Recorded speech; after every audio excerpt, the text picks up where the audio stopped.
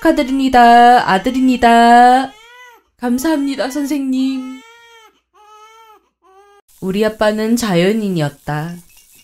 굳이 도시 생활, 정확히는 멀쩡한 인생을 버리고 산으로 들어가 버렸다.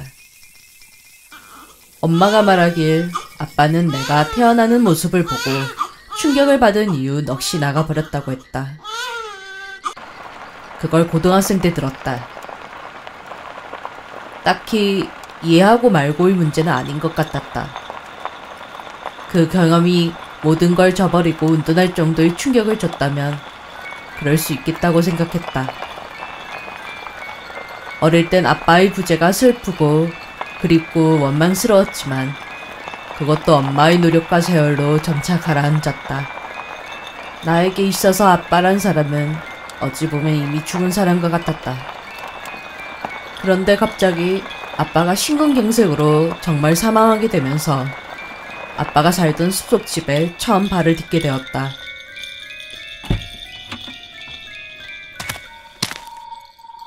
협소한 컨테이너 박스. 나와 엄마를 버리고 살 가치가 저기에 있었던 걸까? 어차피 유품 정리를 위해서 온 거라 그냥 대부분 버리면 그뿐이지만 어째서인지 방 한켠에 놓인 노트가 눈길을 끌었다. 펼쳐보니 예상했던 대로 그것은 일기였다.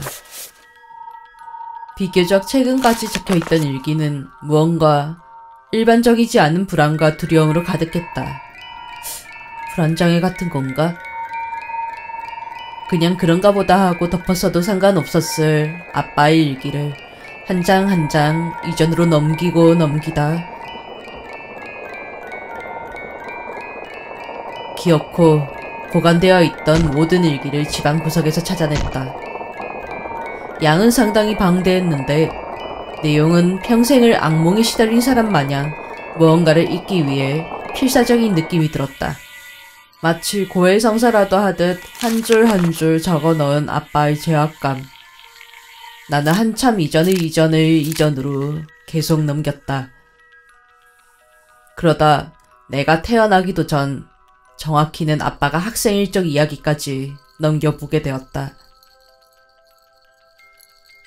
문득 나 이래도 되나? 싶었으나 아빠가 왜 우리 모녀를 떠나야만 했는지에 대한 나름의 이해를 하고 싶은 욕심이 내 속에 있었음을 내심 그때 깨달았던 것 같다. 아빠의 과거는 상당히 충격적이었다. 야, 내가 담배 피울 때 선생 오는 거 알았어, 몰랐어? 몰랐어.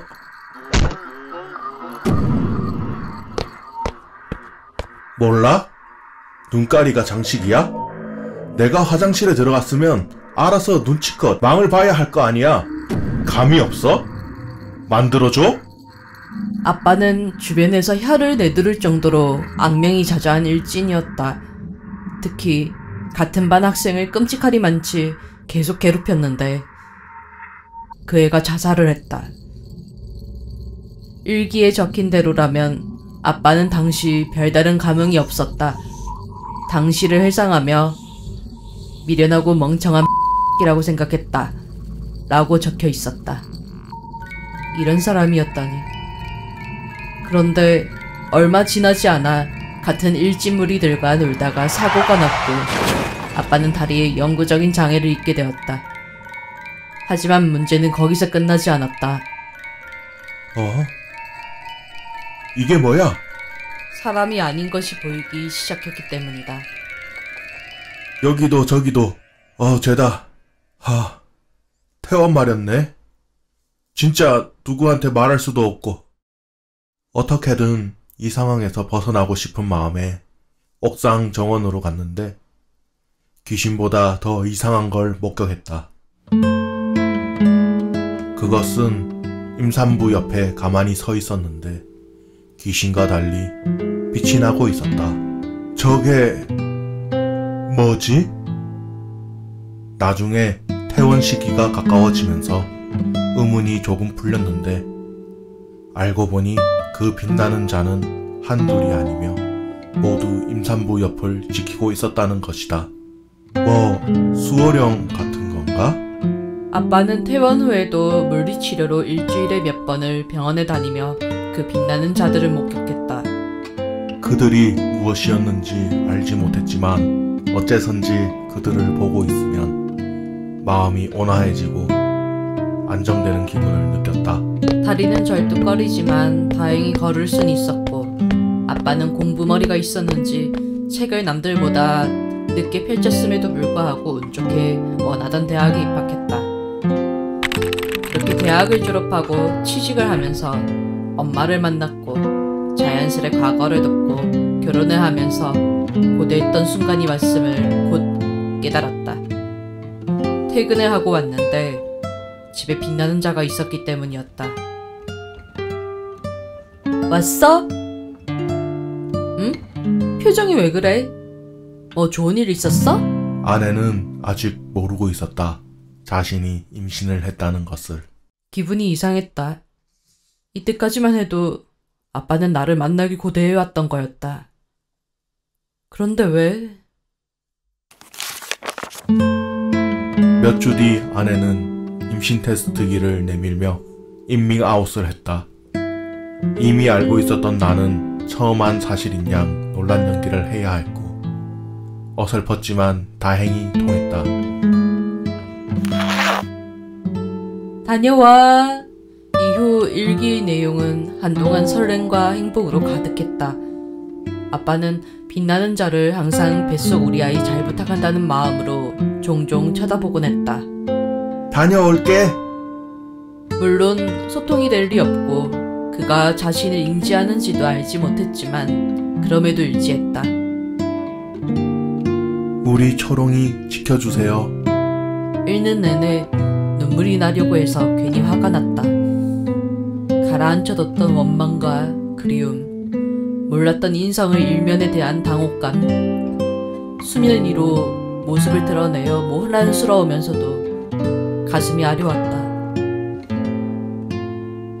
그랬으면서 날 그렇게 기다렸으면서 왜 꼭 그렇게 떠나야만 했을까? 진작 만나서 물어볼걸. 아빠가 사망할 때까지 용기 내지 못한 스스로에게 원망의 화살이 돌아왔다. 드디어 대망의 출산일이 다가왔고 자궁문이 일정 이상 열릴 때까지 대기하던 중 아빠는 저승사자를 목도했다. 저승사자? 갑자기? 심장이 쿵 내려앉는 걸 그때 처음 느꼈다. 아, 내 아이가 문제가 생겼구나. 안 되는데 우리 철옹이 아직 세상 빛도 보지 못했는데. 저승사자는 심호흡하며 진통을 느끼고 있는 엄마 옆으로 다가가 책을 꺼냈다. 부, 기세어, 모, 온유인. 저승사자 입에서 나와 아내의 이름이 언급된 순간 사태 파악이 되지 않고 온몸에 소름이 돋았다.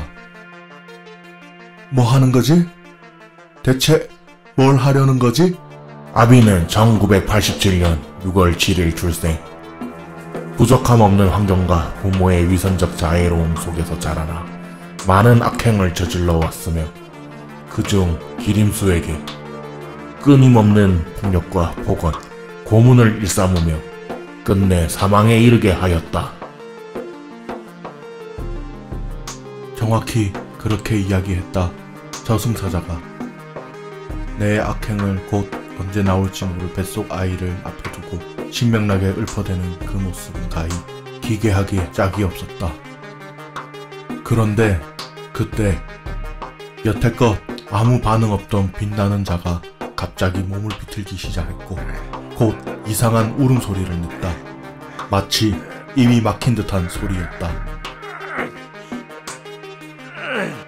저승사자는 그가 그러건 말건 계속해서 부모의 과거 행적들을 읊어대고 있었고 빛나는 자의 울음소리와 격렬한 몸짓은 더욱 심해졌다. 그러더니 곧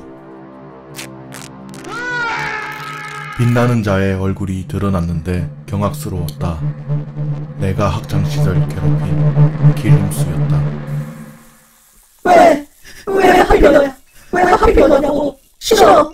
내가 누구 때문에 죽었는데. 누구 때문에 죽었는데. 저 자식이 데려가면 죽을 생각 안 했어. 일어나. 뜯어진 부분들은 곧 실로 휘감기듯 기림수의 입과 눈과 코를 다시 막아버렸고, 저승사자가 책을 덮자 고치의 몸 전체가 점점 작아지더니 이내 작은 공과 같은 수준으로 줄어들어 아내의 배로 내려가 스며들듯이 사라졌다. 그렇게 사라지는 동안 울음소리는 그치지 않았다. 어찌하여 눈이 그 지경까지 트였는지 몰라도 이 일에 대해서 입을 다물고 살아야 될 게야. 사후에 또 만나게 될 테니. 저승사자는 이내 사라지고 모든 것이 갑자기 멀게 느껴졌다. 귀가 먹먹해진 가운데 아무것도 들리지 않아.